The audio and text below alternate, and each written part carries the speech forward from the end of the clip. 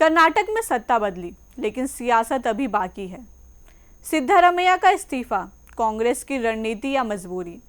सत्ता परिवर्तन पर संजय राउत का बड़ा बयान, कुर्सी छोड़ी लेकिन सम्मान बढ़ गया। तो चलिए इस वीडियो में बताते हैं विस्तार से।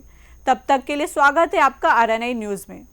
सिद्धारमैया ने मुख्यमंत्री पद से इस्तीफा दे दिया है और अब लगभग तय माना जा रहा है कि उप मुख्यमंत्री डीके शिवकुमार राज्य के अगले मुख्यमंत्री होंगे। सिद्धारमैया ने राजभवन पहुंचकर अपना इस्तीफा सौंपा। हालांकि राज्यपाल के बेंगलोर में मौजूद न होने की वजह से उन्होंने इस्तीफा राज्यपाल के सचिव को दे दिया। इसी बीच इस पूरे घटनाक्रम पर संजय राउत का बयान भी चर्चा में है। संजय राउत ने कहा कि सिद्धारमैया के प्रति उनका सम्मान और बढ़ गया, क्योंकि इतनी सहजता और शांतिपूर्ण तरीके से सत्ता परिवर्तन बहुत कम देखने को मिलता है। देखिए ये रिपोर्ट। कर्नाटक में कांग्रेस सरकार के भीतर गुरुवार को बड़ा बदलाव हो गया। मुख्यमंत्री सिद्धारमैया ने अपने पद से इस्तीफा देकर सत्ता परिवर्तन का रास्ता साफ कर दिया। लोक भवन पहुंचे सिद्धारमैया के साथ उप मुख्यमंत्री डीके शिवकुमार, गृह मंत्री जी परमेश्वर समेत कई वरिष्ठ नेता मौजूद रहे। इस्तीफे के बाद सिद्धारमैया ने कहा कि उन्होंने पहले ही साफ कर दिया था कि जब पार्टी कहेगी वो पद छोड़ देंगे। उन्होंने कहा कि मुख्यमंत्री के रूप में जनता की सेवा करना उनके लिए सम्मान की बात रही और इसके लिए वे कर्नाटक की जनता के आभारी हैं।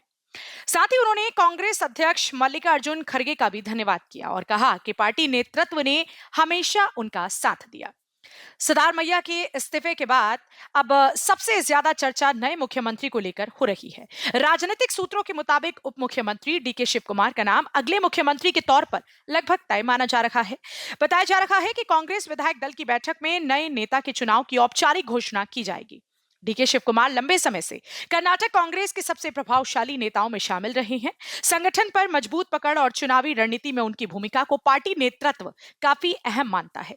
यही वजह है कि अब सत्ता की कमान उनके हाथों में जाती दिखाई दे रही है। इस पूरे घटनाक्रम पर शिवसेना नेता संजय राउत का बयान भी सुर्खियों में आ गया है। संजय राउत ने कहा कि यह कांग्रेस का आंतरिक मामला है, लेकिन सिद्धारमैया के प्रति उनका सम्मान अब और बढ़ गया है। राउत ने कहा कि आज की राजनीति में कोई आसानी से अपनी कुर्सी नहीं छोड़ता, लेकिन जिस सहजता और शांति से सत्ता परिवर्तन हुआ है वो बहुत कम देखने को मिलता है। उनके इस बयान को कांग्रेस के लिए सकारात्मक संदेश के तौर पर देखा जा रहा है। हालांकि विपक्ष इसे कांग्रेस के भीतर चल रहे संतुलन का हिस्सा बता रहा है।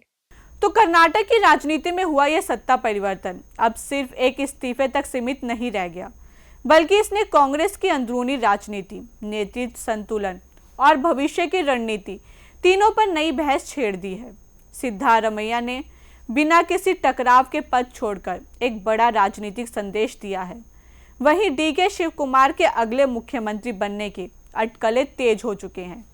लेकिन कहानी यहीं खत्म नहीं होती, क्योंकि एक तरफ कांग्रेस इसे अनुशासन और संगठन की ताकत बता रही है, तो दूसरी तरफ समर्थकों की नाराजगी ये संकेत दे रही है कि अंदर खाने सब कुछ उतना आसान नहीं है।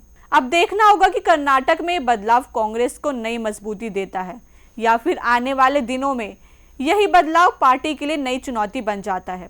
फिलहाल इतना तय है, कर्नाटक में कुर्सी बदल गई है, लेकिन सियासत अभी गर्म है।